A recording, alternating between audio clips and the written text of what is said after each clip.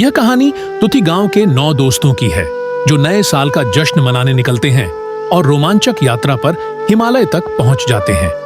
तुति गांव एक सुंदर और शांतिपूर्ण स्थान था जहां के लोग सरल और खुशहाल जीवन व्यतीत करते थे। इसी गांव में 9 दोस्त रहते थे।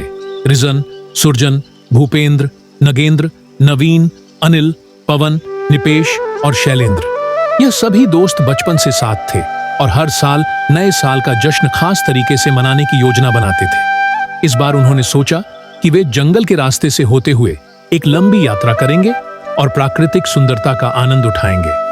सभी दोस्त उत्साहित थे और अपनी अपनी तैयारियों के साथ निकल पड़े। रास्ते में उन्होंने हंसी मजाक किया, गाने गाए और जंगल की हरियाली में खो गए।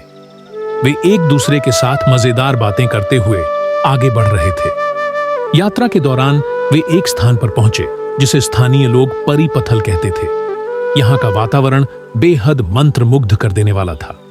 आगे बढ़ते हुए वे भैरा भीडुल्ली नामक स्थान पर पहुंचे जहां हवा में एक अलग ही ताजगी थी।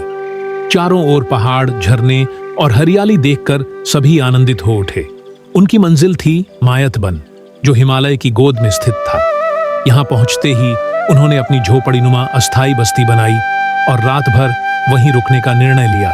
उन्होंने अलाव जलाया, खाना बनाया और खूब आनंद लिया। ठंडी रात में ताजी हवा के बीच उन्होंने गाने गाए, किस्से सुनाए और जीवन के बेहतरीन पल बिताए। सुबह होते ही उन्होंने हिमालय की प्राकृतिक सुंदरता का और भी करीब से अनुभव करने का निर्णय लिया। सूरज की किरणों ने बर्फीली चोटियों को स्वर्णिम रंग में रंग दिया था। सभी दोस्तों ने वहां घूमते हुए बर्फ से खेला, तस्वीरें खींची और प्रकृति के इस अद्भुत सौंदर्य को अपने दिलों में बसा लिया।